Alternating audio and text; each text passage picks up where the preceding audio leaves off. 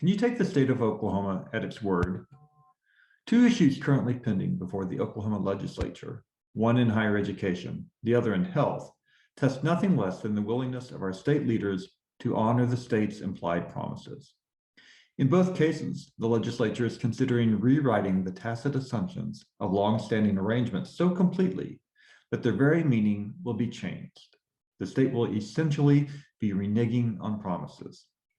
Senate Bill 639 would require students in the Oklahoma's Promise Scholarship Program to repay their scholarships if they don't graduate with a bachelor's degree within 6 years.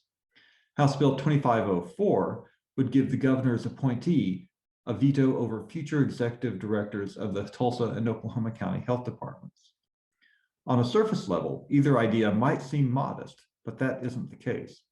Both with undue assumptions relied on by huge groups of people. The clawback plan would transform the scholarship program into a huge gamble for future children. The state would be telling qualifying lower and middle class high school students who have the demonstrated intelligence and character to qualify for scholarships that trying to earn a college education is an enormous financial risk.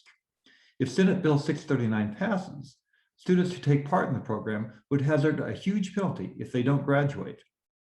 There are many reasons some college students don't graduate, including family tragedies, new career paths, and bad grades. The appropriate penalty for not graduating is not receiving a diploma. What is the anticipatable result of adding a giant financial penalty from the state for not graduating? Fewer students will try, and fewer will succeed.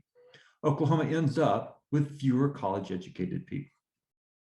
Changing the future governance of the Tulsa and Oklahoma County Health Departments undercuts the implied agreement with local property taxpayers that, in exchange for local financing of the agencies, the state allows broad independence to choose leadership and set policy.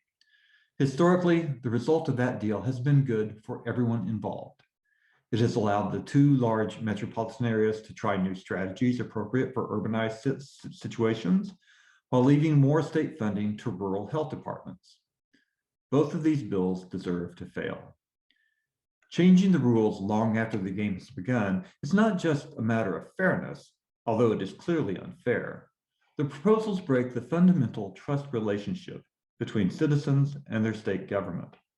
As breaches of faith, the bills do more damage than their mere provisions.